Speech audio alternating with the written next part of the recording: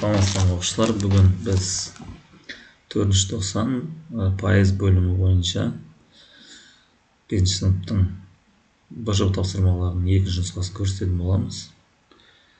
Бізде бірінші тапсырмада бірінші нұсқада айтылғандағыдай пайызға айналдыр дейді. Яғни ондық бөлшекті пайызға айналдыруымыз керек. Біз пайызды жай бөлшекке айналдыру керек. Пайызбен жазайын жай бөлшек түрінде берілген тапсырмаларда осыларды орындайтын боламыз қазір.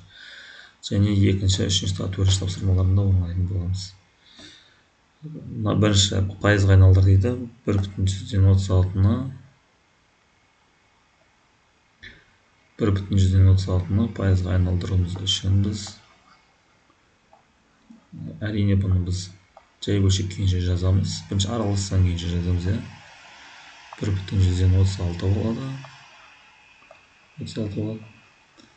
Содан кейін оны жай бөлшекке айналдыратын болсақ, 1-ді 100-ге көбейтіп 36 болса, яғни 100-ден 136 болады екен.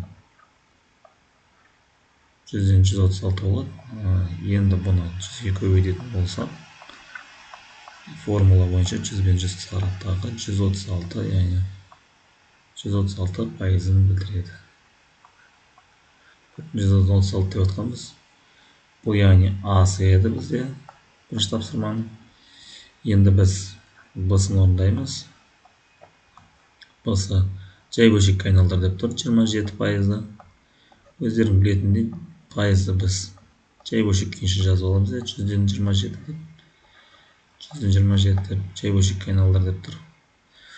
Жай бөлшек күйінше осы 100-ден 27 күйінше бізде қалады, өйткені бұл қысқармайды. Сондықтан осы күйінше қалдырамыз. Енді в-сында пайызбен жазайды бізде. Яғни 14-тен 25-ті. 25-ті. Пайызбен жазу үшін біз екеуін де бөлшектің бөлімін 100-ге келтіруіміз керек. Сондықтан біз 25-ті 4-ке көбейткен кезде 100 болады. Сондықтан 14-ті 4-ке көбейтеді екенбіз. Сонда бізде шығады 100-ден 14 4-ке көбейтсе 4-4-дің 16. Бір ойда 4-ті 1-ге көбейтсек 56 болады. 56 болып тұр. Енді формуладағыдай 100-ге көбейтсек 100-бен 100 қысқараттағыда 56 пайызын білдіреді екен. Осылай біз бірінші тапсырмамыз аяқталды. Екінші енді тапсырмада табыңдар дейді. 86-ның 30 пайызын, 50-дің 20 пайызын табыңдар дейді. Әрине біз 86-ны 30 пайыз тап десе, ол 86 бізде 100 пайызды білдірсе, x-іміз нені білдіреді? Белгісізіміз, яғни 30 пайызын білдіреді. Пайыздарын жазып қойдым осылай. Енді бұны крест күйінше көбейтіп x табамыз. X табу үшін 86-ны 30-ға көбейтіп 100-ге бөлеміз. Бұл жерден арада нөлдерді қысқартып жіберсек болады. Сонда 86-ны 3-ге көбейтіп 10-ға бөлетін болсақ, 86-ны 3-ге көбейтетін болсақ, alt жердегі 3-ің 18, бір ойда 3 жердегі 8 24, ойдағымен 258 болып тұр. Сондықтан бізде оны 10-ға бөлетін болсақ, 25,8 болады. Немесе жай бөлшек күйінше жазатын болсақ, 25,8 осылай жазылады. Енді 25,8-і бізде 86-ның 30 пайызын білдіреді екен. Енді бұл бізде асы еді. Енді б-сы. Екінші тапсырманың б-сын табамыз.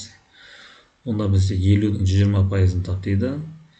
50 бізде 100 пайыз болса, 100 пайызын білдірсе, демек бізде x-іміз нені білдіреді?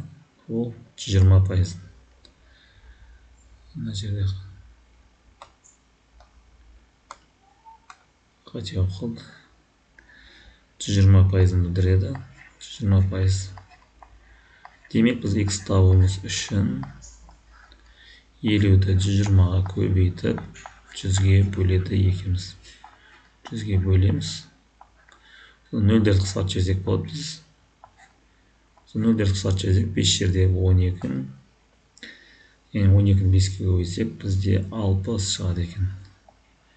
Яғни 50-дің 120%-ы 60-ты білдіреді екен. Енді мына 20-ны сыймай тұрғандықтан үшінші тапсырманы мен сіздерге мына жерге көрсетемін.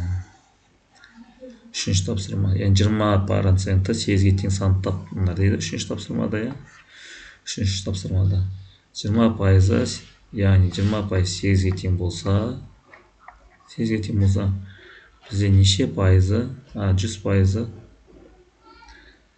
20% 8-ге тең болса, 100% неге тең? X-ға тең ба?